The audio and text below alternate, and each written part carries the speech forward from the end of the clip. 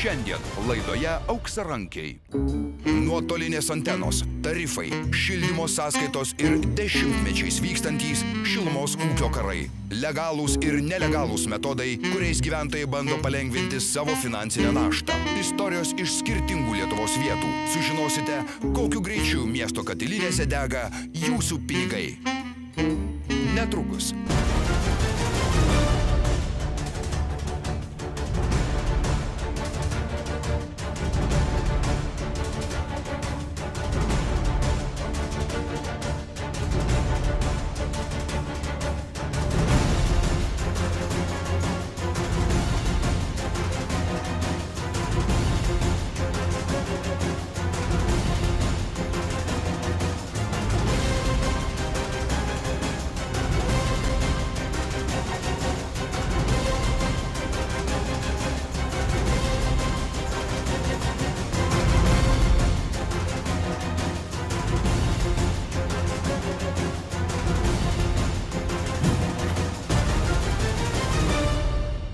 Kai kurių asmenų balsas ir išvaizda pakeisti, norint apsaugoti jų privatumą ir tapatybę.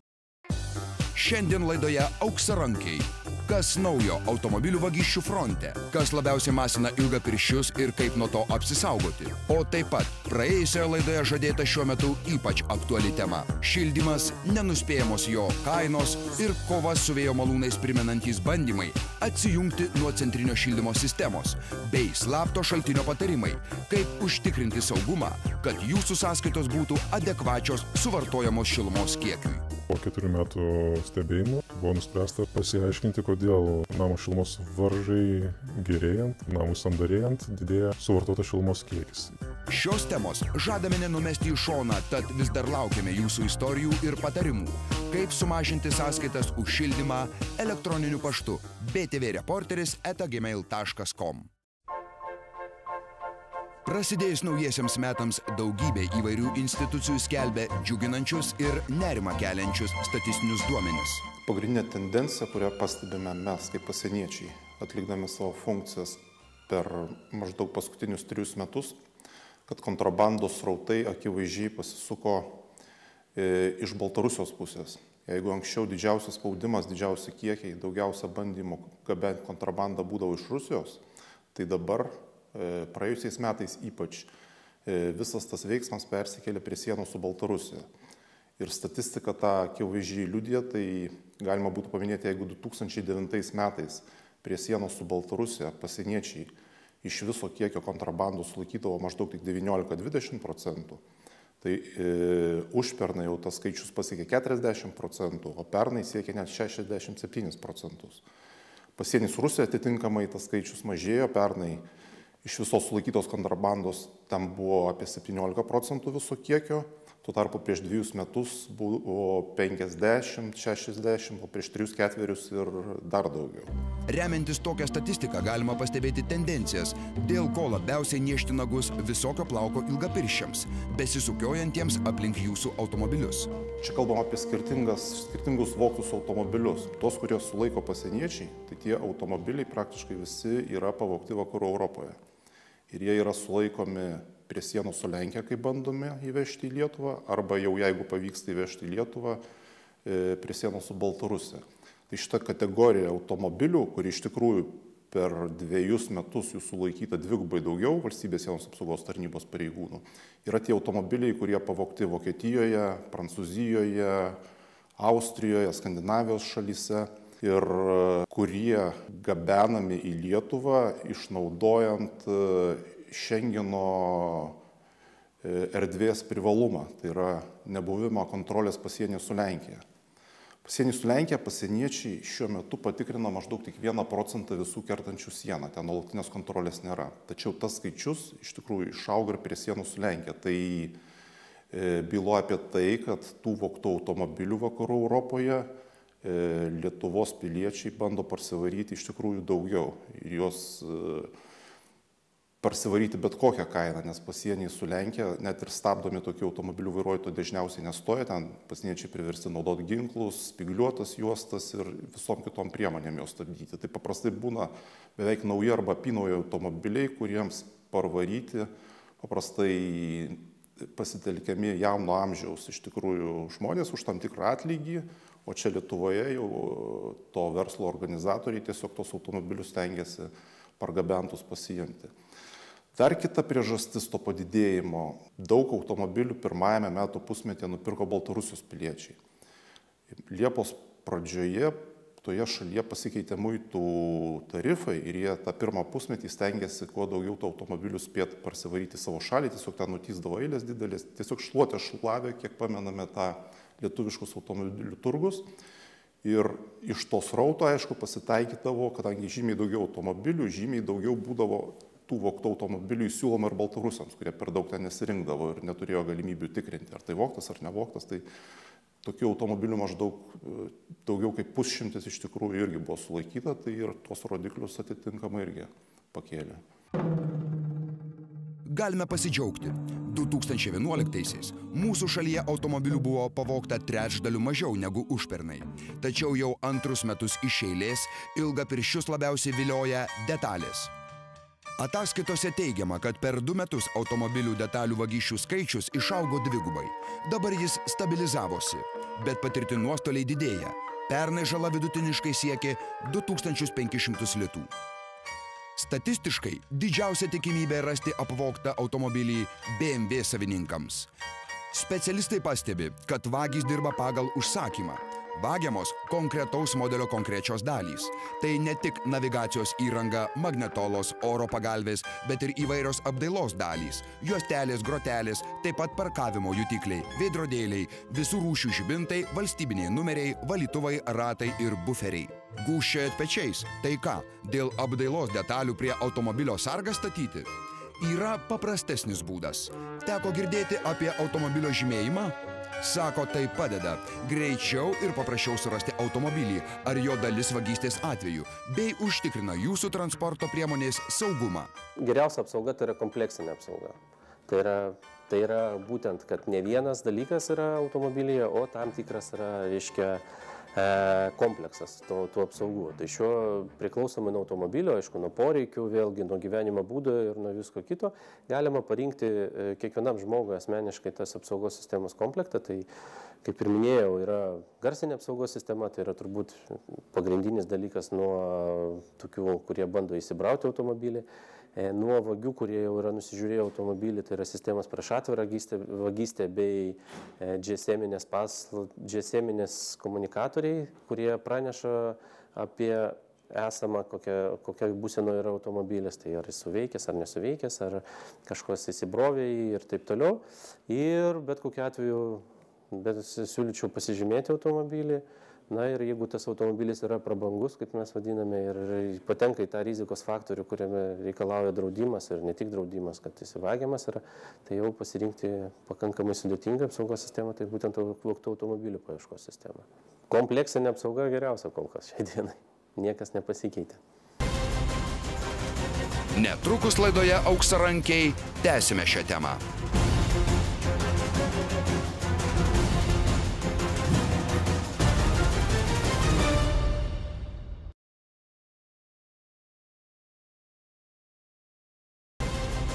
Šiandien laidoje Auksarankiai. Šildymas, nenuspėjamos jo kainos, šildymo sąskaitos ir eksperto komentarai.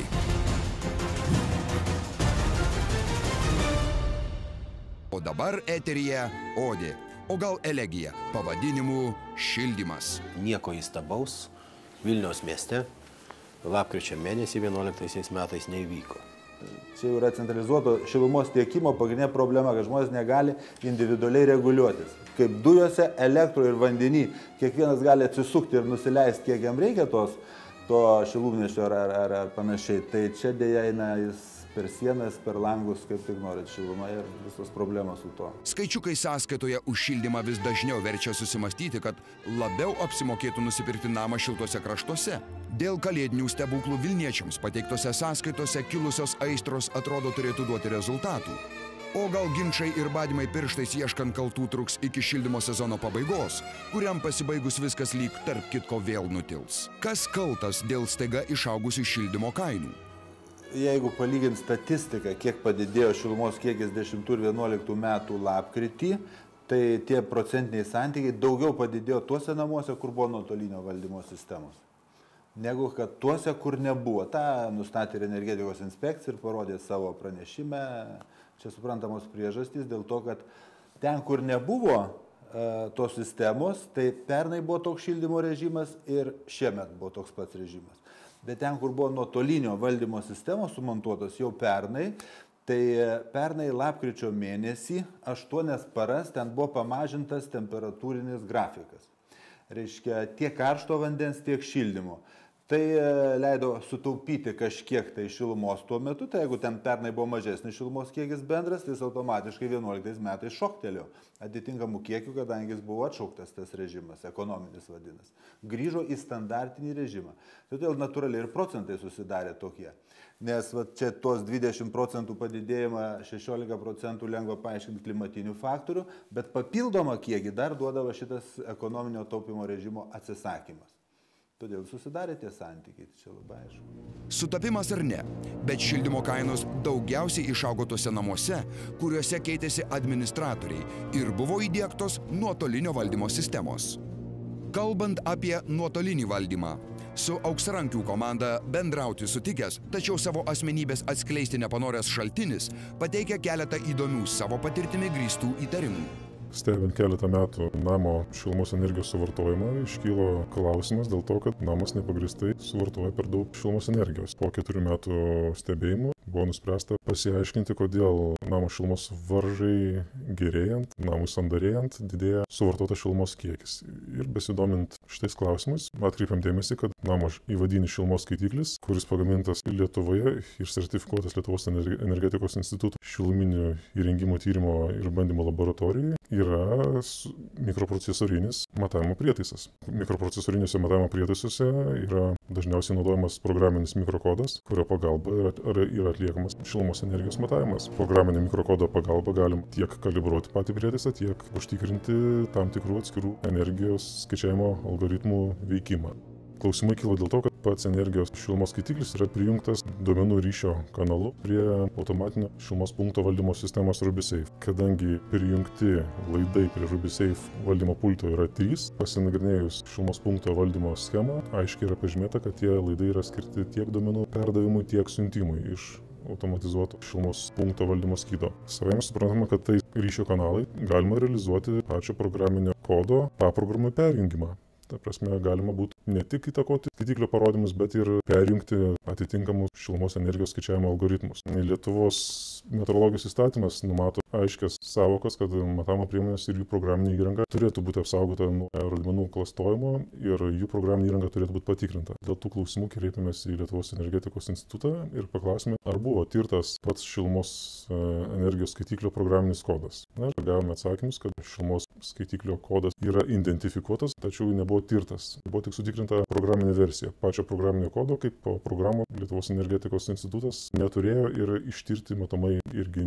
negalėjo. Išanalizavus visą turimą ir prieinamą techninę dokumentaciją, aiškiai matyti, kad prijungus šilumos skaitiklį prie nuotolinio telemetrinio valdymo galima būtų daryti įtaką suvartotos šilumos energijos kiekio apskaitai. Yra pastebėta, kad užprogramavus tam tikrus parametrus į patį RubySafe automatikos valdymo skydą, jie uždarius duris, užgesus judesio davikliam, po kiek laiko ar automatiškai, ar rankiniu būdu nuotolinio valdymo pagalba yra perjungiami ir padidinamas suvartojamos šilumos energijos kiekis. Lygiai taip pat galima prisijungti ir prie šilumos apskaitos prietaiso. Gal dar kartą reikia akcentuoti, kad šilumos apskaitos prietaisas negali būti prijungtas prie išorinės netestuotos įrangos. Kaip šiuo metu, kad yra pajungtas prie RubySafe automatikos valdymo skydo, tai tas automatikos valdymo skydas irgi turėtų būti atestuotas ir turėtų atitikti meteorologijos įstatymo reikalavimus. Tai manome, kad yra aiškus pažeidimas ir šilumos energijos apskaitos prietaisas galimai yra įtakojimas iš išorės. Jo parametrus pilnai galima įtakoti esant šiai pajungimo schemai ir nuotolinio valdymo ryšio kanalui. Yra pagrinda ištirti šilumos energijos apskaitos prietaiso SKS3 programinį kodą.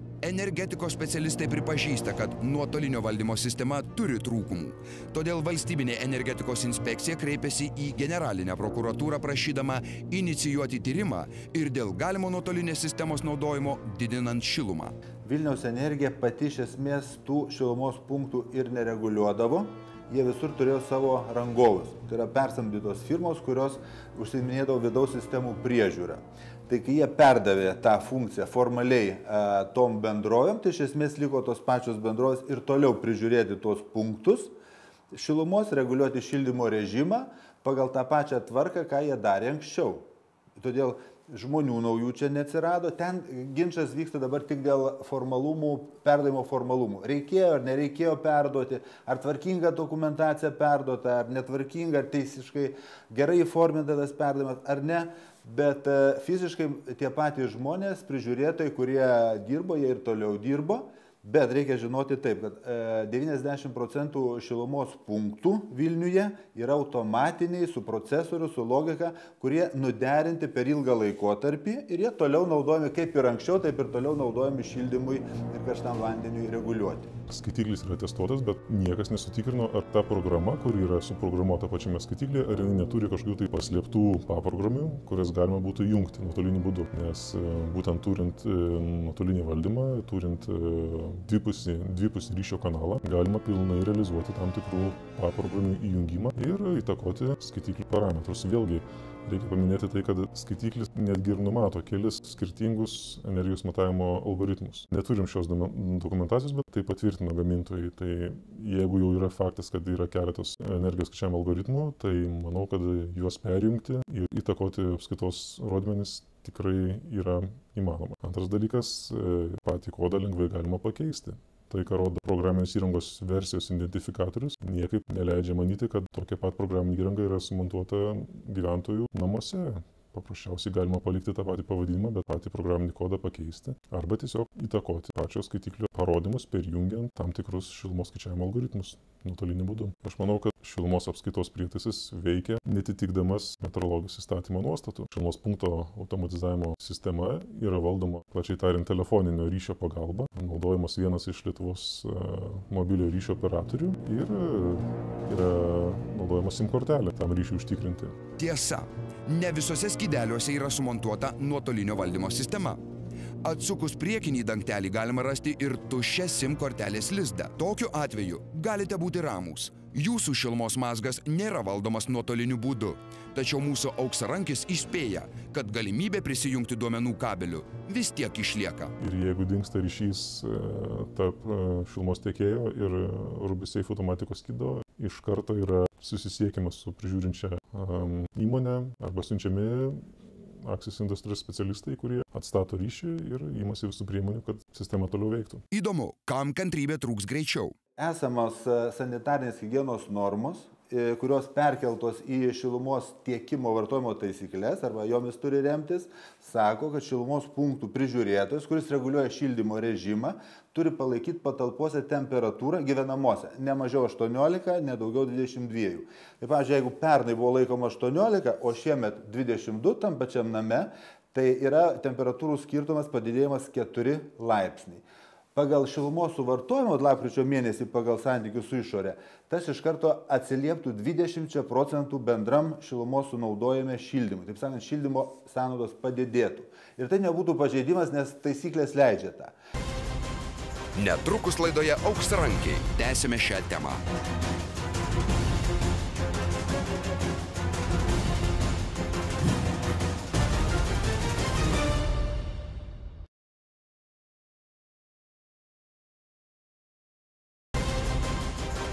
Šiandien laidoje Auksarankiai, šildymo sąskaitos ir eksperto komentarai.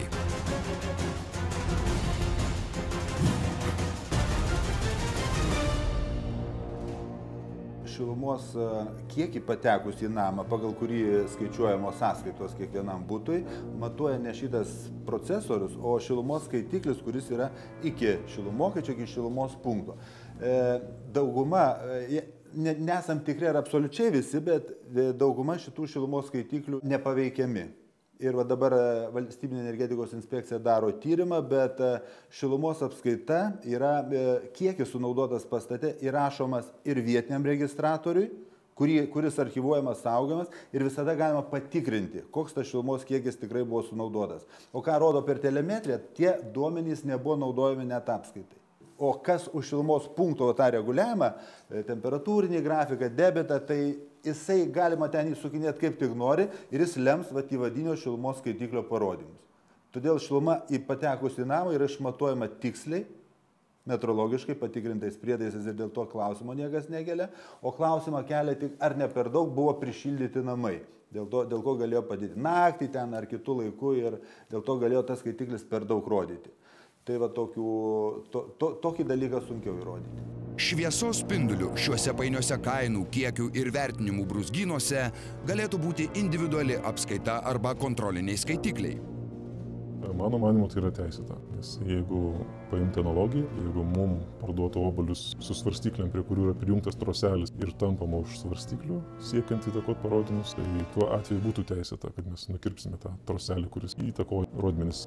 Dėl užtikrinimo ir visų abejonių panaikinimo praščiausias būdas yra namo bendrijų atstovams priimti sprendimą ir sumontuoti kontrolinį namo suvartotos šilumos energijos skaitiklį. Tas skaitiklis garantuotų parodymų tikslumą ir skaidrumą, kadangi jis nebūtų prijungtas nei prie namo šilumos punkto automatikos valdymo skydo, nei prie nuotolinio valdymo sistemos. Todėl namo gyventojai galėtų sulyginti duomenis tarp kontrolinio skaitiklio, be abejo, kuris turėtų būti patikrintas metrologiškai, ir šilumos tiekėjo deklaruojamų duomenų.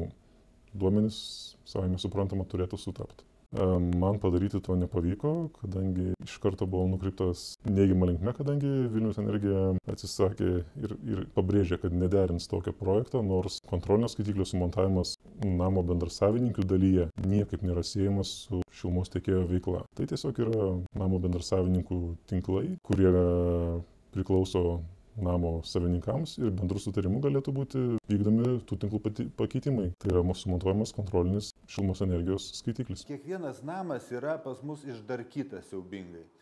Kas radiatorius pasikeitė, įsidėjo didesnius paviršiaus, jis iš karto nuima daugiau šilumos ir kada eina nuosekliai per visus aukštus, apačioje jau trūksta. O jam irgi reikia užtikrinti 18, tada pakelia temperatūrą to viduj cirkuliuojančio šilumnešio, čia pasiekia 18, viršuje 23 pasidaro. Ir negali suvaldyti tos sistemos, kada jinai yra netvarkinga. O problema yra, kad šildymo sistemos yra labai netvarkingos. Jos išdarkytos nuo projektinės dokumentacijos, nutolę žmonės net stovus perjungia, kur turėtų pasimti šilumą iš grįžtamo, jis persivirinęs radiatorių nuo pakelimo stovo. Vienas ten įsidėjęs balkone radiatorius, kitas ten grindinį šildymą vonioj. Tarp stovų laiptinėse nesubalansuota. Į temperatūrų skirtumai atskiruose būtuose yra didžiuliai. Nors pagal projektus turėtų būti vidutinė ta temperatūra, apie kurią mes kalbam, plius minus ten 1,5 laipsnio. O realiai gaunasi vidutinė temperatūra plius minus 3-4 laipsniai į šonus, o dėl tų priežasčių. Vieni langus pasikeitė, kiti ne.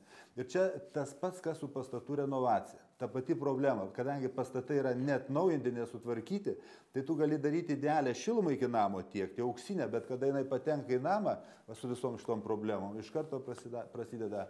Kadangi Lietuva su pastatų atnaujinimu yra tragiškoj padėty, mes matot, per 20 metų beveik nieko neatnaujinam, 100 kitą namų tik tai. Ir tame tarpe vidaus sistemą sutvarkė. Tai dabar ta padėtis beje yra panaši ir buvusiuose kitose sovietinėse valstybėse. Tai dabar ES direktyva jau priėmė, tiksliau projektą dabar svarsto, greitai priims energijos efektyvumo direktyvą naują, kurioje bent jau šiandien dieną, jeigu neišims iš tos direktyvos projekto, yra numatoma prievolė, privaloma kiekvienai šaliai iki 2016 metų įrengti individualų šilumos reguliavimą ir apskaitą kiekvienam bute, tame tarpe ir šildomai centralizuotai. O tada atsiras jau valstybei prievolė ir jau negalės dabar vis tik žadėti ir nieko nedaryti. Žadėti, jeigu atsimenat, šita vyriausybė žadėjo 2000 namų į metus kaip minimum. Ne? Per visą tą laiką pagal tą naują programą kelis namus gal padarė.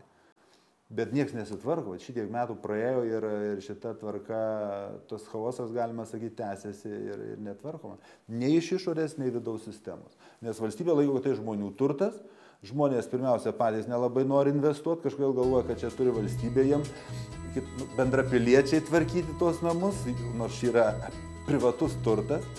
Ir tęsiasi metų metais, o sąskaitą gauna tada visi pradeda ieškoti kaltų, o kai tvarkyti namus, tai norinčių nėra.